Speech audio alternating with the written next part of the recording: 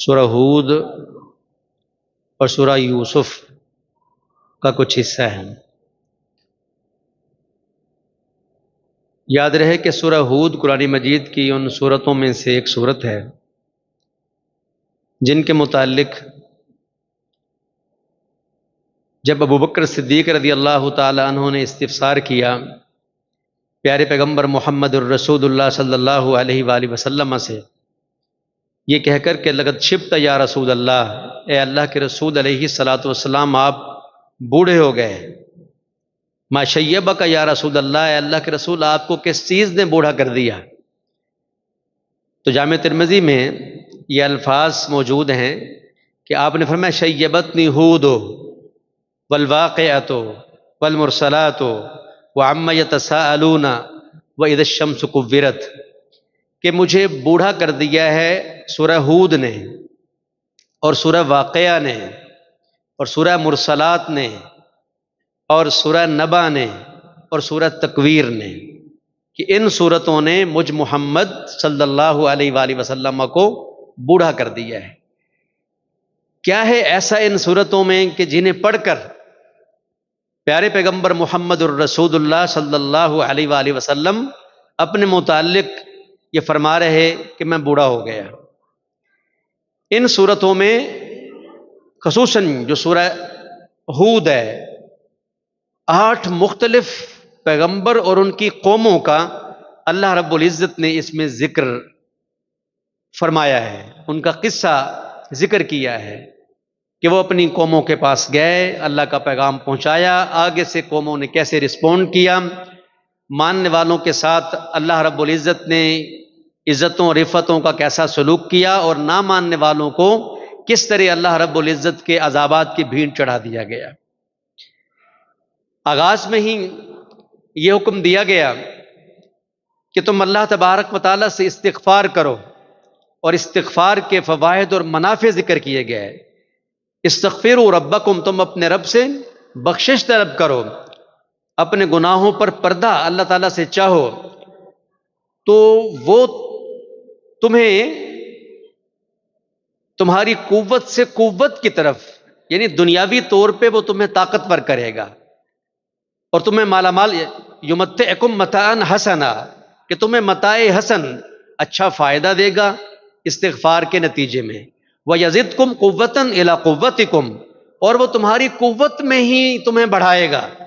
وَلَا تَتَوَلُّوا مُجْرِمِينَ، اللہ کے باغی اور مجرم بن کے نہ رہو۔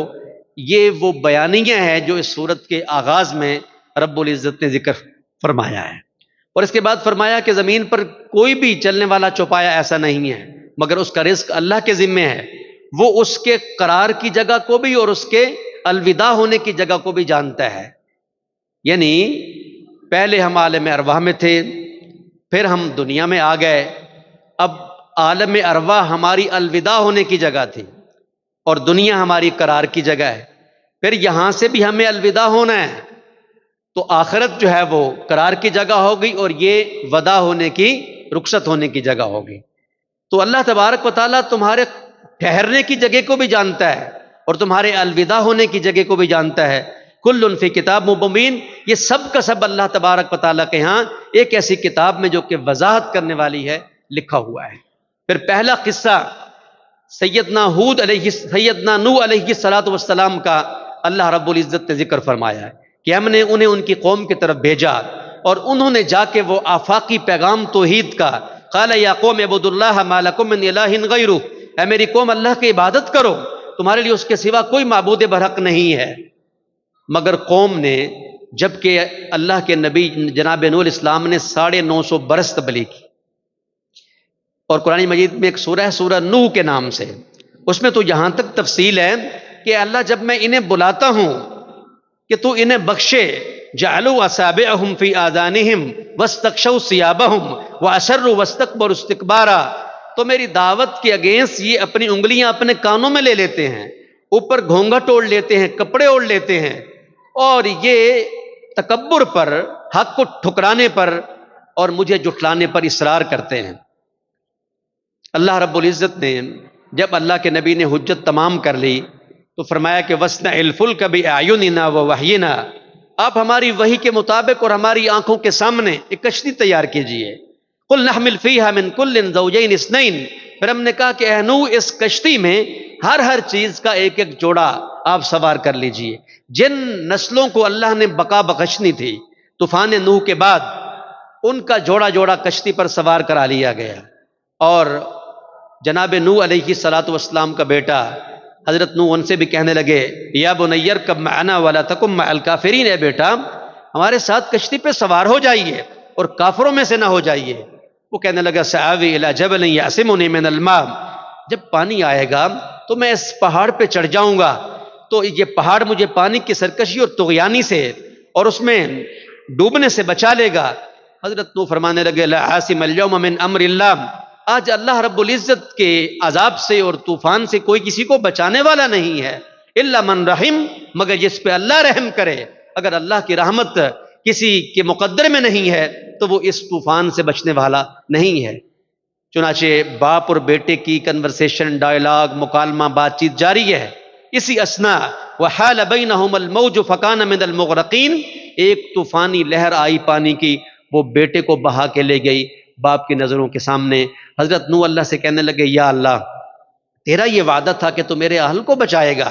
ان ابنی من اہلی، میرا بیٹا تو میرا اہل ہے، یہ میرا خاندان ہے. وَإِنَّ وَعْدَكَ الْحَقُّ، اور تیرا وعدہ سچا ہے، تو نے کہا تھا کہ تو میرے اہل کو نجات دے گا، جبکہ میرا اہل میری نگاہوں کے سامنے ڈوب رہا ہے. اللہ رب العزت نے فرمایا اِنَّهُ لَيْسَ مِنْ أَهْلِكَ، یہ آپ کے اہل میں سے نہیں ہے. اِنَّهُ عَمَلٌ غَيْرُ صَالِحٍ، اِنَّهُ عَامِلٌ غَيْرَ صَالِحٍ، یعنی یہ وہ عمل کرنے والا ہے جن کا نیکی سے کوئی تعلق نہیں ہے. تو آل وہ ہوتی ہے جو اپنے بڑے کو فالو کرتی ہے، جو اپنے بڑے کی اتباع کرتی ہے، جو اسے مقتدا اور ہدایت کا سرچشمہ تسلیم کرتی ہے. وہ آل کہلانے کے مستحق نہیں ہیں جو رسولوں کی اتباع اور پیروی نہیں کرتے ہیں. ان کے بعد سیدنا ہود علیہ الصلوۃ والسلام کا ذکر ہے. فرمایا ہم نے انہیں ان کی قوم عاد کی طرف بھیجا، اور انہوں نے جا کے اللہ رب العزت کا توحید کا آفاقی پیغام ان کے سامنے بھی رکھا، مگر انہوں نے نہ مانا. تو اللہ رب العزت نے ایک تند طوفان چلا کر جو سخرها علیہم 7 لیال و 8 ایام، 8 دن اور 7 راتیں مسلسل اس قوم پر طوفان چلا. یہ ایسی قوم تھی، اللہ کہتے ہیں لم یخلق مثلها فی البلاد، یہ عاد و سمود ایسی قومیں ہیں، حضرت ہود اور حضرت صالح کی ان جیسی قومیں تو زمین پر پیدا ہی نہیں کی گئی. بڑے قوی ہیکل، بڑے دیو ہیکل، بہت جسمانی طور پہ اپنی ساخت اور بناوٹ میں بڑے مضبوط، اتنی طاقتیں کہ ان کے ناخنوں میں کہ پہاڑوں کو کریت کریت کے اپنے ناخنوں سے وَكَانُوا يَنْحِتُونَ مِنَ الْجِبَالِ بُيُوتًا فَرِحِينَ، بڑی سہولت اور آسانی سے اپنے ناخنوں سے پہاڑوں کو کریت کریت کر گھر بنا لیتے تھے. 60 فٹ کے ان کے قد تھے، اور بہت نعمتوں سے اللہ نے انہیں مالا مال کیا.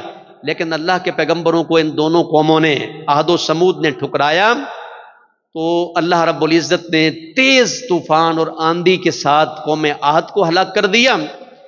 اور صالح علیہ الصلوۃ والسلام کی قوم آخری نشانی کے طور پہ وہ کہنے لگے کہ یہ سامنے جو پہاڑی ہے، اے صالح اس پہاڑی سے آپ ایک بطور معجزہ اونٹنی برآمد کریں، پھر ہم آپ کو مان لیں گے، آپ اللہ کے رسول ہیں. حضرت صالح علیہ السلام نے دعا کی، اللہ رب العزت نے قوم کے مطالبے کے بموجب اس پہاڑی سے اونٹنی برآمد کر دی. مگر اس نشانی کو اپنی آنکھوں سے دیکھنے کے بعد بھی اس قوم نے نہیں مانا، اور اس اونٹنی کی کونچوں کو کاٹ دیا. اذ انبعث اشقاها فقال لهم رسول الله ناقة الله وسقياها فكذبوه فعقروها.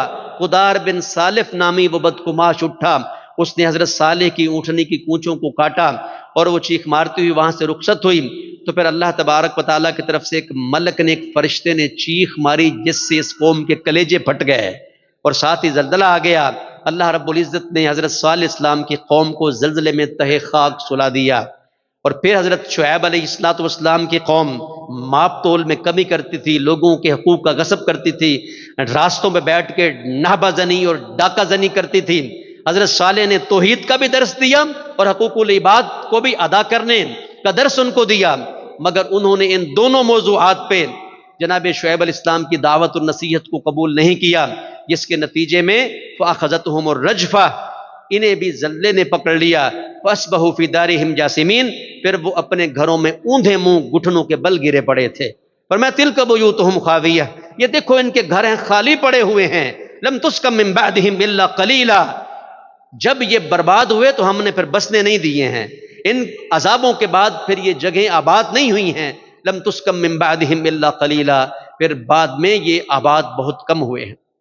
یہاں ٹچ دیا اللہ نے جناب ابراہیم علیہ السلام کا، حضرت اسحاق علیہ السلام کا، اور اسی طریقے سے ان سب واقعات کو جو کہ 8 مختلف پیغمبروں کے واقعات ہیں، سورہ ہود میں جس صورت نے ہمارے پیغمبر کو بوڑھا کر دیا، سنانے کا مقصد کیا ہے؟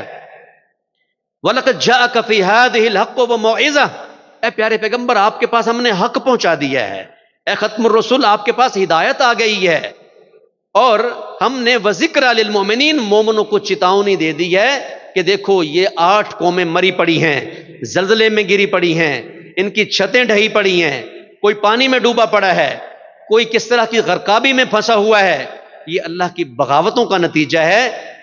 لہٰذا اے محمد علیہ الصلوۃ والسلام کی امت، تم نے اس طرح کی بغاوتیں نہیں کرنی ہیں، وگرنہ تم سے بھی کچھ سلوک ان سے مختلف نہیں ہوگا۔ یہ ہم نے چتاونی دی ہے۔ اللہ نے ان 8 واقعات کو سنانے کے بعد امت مسلمہ کو تنبیہ کی ہے کہ تم نے اپنے پیغمبر کو فالو کرنا ہے، اتباع کرنی ہے، ماننا ہے۔ سابقہ قوموں کا جو رویہ ان کے پیغمبروں کے ساتھ تھا، اس طرح کا بیہیو اور ایٹیچیوڈ اور رویہ تم نے محمد عربی علیہ السلام کے ساتھ اختیار نہیں کرنا ہے۔ اور پھر اللہ رب العزت نے یہ حوصلہ دیا کہ ان الحسنات یذہبن السیئات وذالک ذکریٰ للذاکرین، تم سے پاپ ہو گئے، جرائم ہو گئے، شرک ہو گیا، کفر ہو گیا، زنا ہو گیا، چوری ہو گئی، بڑے بڑے گناہ ہو گئے، اللہ کو ٹھکرانے، رسولوں کو مسترد کرنے جیسے جرائم تم کر بیٹھے ہو، اب تم توبہ کر لو۔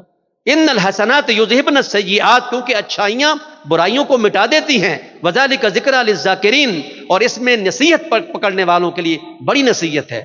اور اللہ نے اپنا قانون بتا دیا، وَمَا كَانَ رَبُّكَ لِيُهْلِكَ الْقُرَىٰ بِظُلْمٍ وَأَهْلُهَا مُصْلِحُونَ، اللہ تعالیٰ کبھی کسی بستی کو ہلاک نہیں کرتا جب اس کے ساکنان، رہائش کنندگان اور باسیان اپنی اصلاح کا عزم کر لیں۔